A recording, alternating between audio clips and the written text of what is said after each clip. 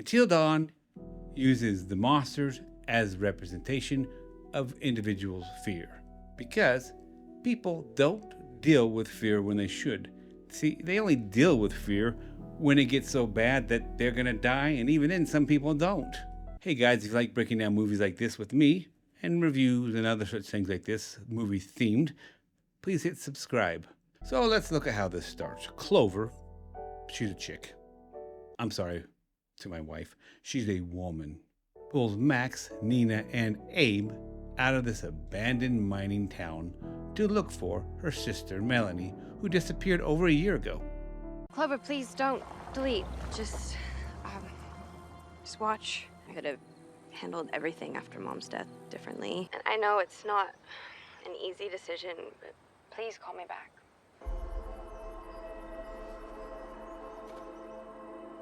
That makes sense, right? She hasn't gotten over it. She wants that extra validation, like you want to see the body kind of thing. I think that's kind of like what's going on with her. She was like, can we go look and see what happened to her? Because she just disappeared. So they get there. And it's already often strange.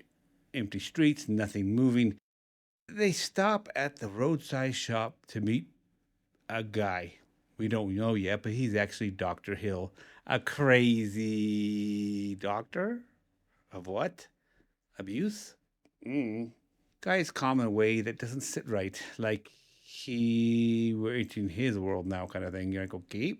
He says, that place, that lodge and stuff is right up the hill there. So you want to get there before it gets too late. They drive up the hill and they hit a wall of rain. That's right. A wall of rain, only in a specific area between, like a boundary. So they go through it and they're like, that is weird, crazy.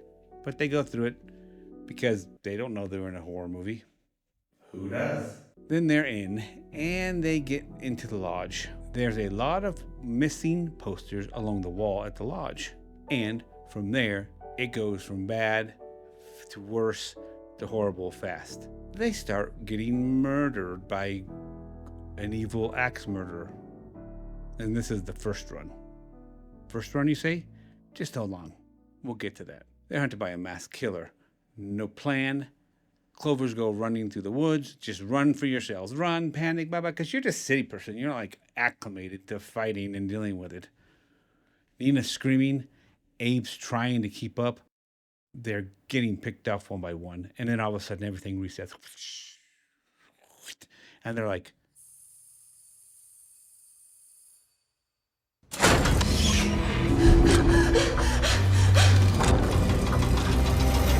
how am I still alive right now? You were killed. I saw it. I died. did we just die? And they're like back in time signing the book of the name of the guest or whatever.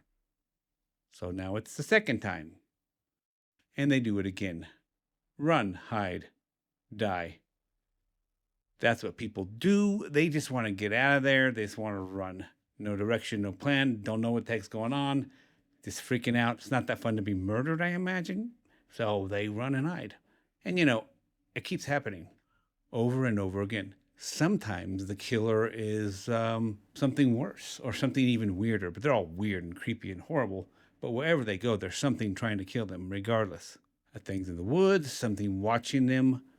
Then you get this old woman in the den. And of course, it's a horrible place. I don't know what she's watching. Probably something displeasing. She has an oxygen mask on. That's clearly past due to get a new one. And she feels wrong. She feels old. And of course, you know. I mean, she's like, eh. But Clover goes ahead and takes a chance to slow down and interact with her. Same with Nina. She gets pulled into it as well. Comes back out different. Mask on, moving wrong. Both of them got pulled into something and got ejected afterwards. Not themselves. She's not pretending. She's already starting to turn. Turn into what? Turn into the wendigo. If you do this too much, you turn into the wendigo. What are you doing to me? What are these things that keep killing me?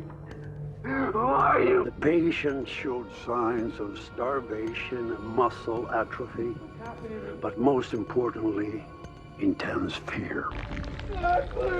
11 nights That's the most in my experiment so far. Transforming into a creature known as the wendigo.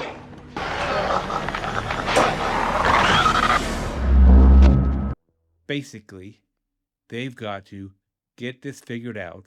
They have a certain amount of times that they can go through this. 13 come to find out. And that gives them a dead end. Hey, you've got to figure this out or you're going to turn into a wendigo. That makes them more brave, more atrevido, willing to go and take chances, push the limits, fight back. Once they start fighting back, fears, the monsters, don't seem so bad after all. In fact, they start seeming kind of weaker and not as strong, and they start killing them and having some real advantages. They start learning about the environment, what's going on. It's not indestructible. It's the unknown that makes them fearful. Our own fear, not looking at it, makes it seem so much worse than it really is.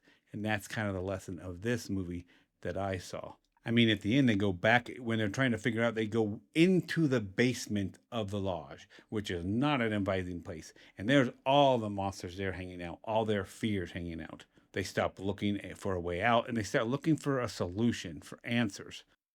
They start making decisions. And once they face it, it's not the same anymore. Still dangerous, yes, but it's not controlling them the way it did before. Just simply running from your fears doesn't do the situation, doesn't help, it doesn't make a difference. They hold their ground. They push forward. And it keeps coming at them through what they avoid. Nina losing control, Abe freezing when it matters. It lines up.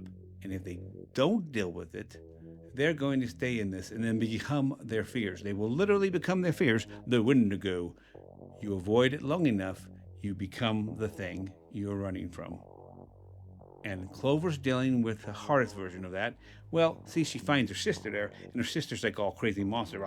She even beats her ass, right? But bam! And she's got to let her go, man. She ain't coming back. She's like, I have to let you go. And that was her letting it go because she faced her fear. Her sister being a monster. She was a monster. Sucks. Oh well, let's move on. I love you, Mel. But I'm getting the out of this hellhole.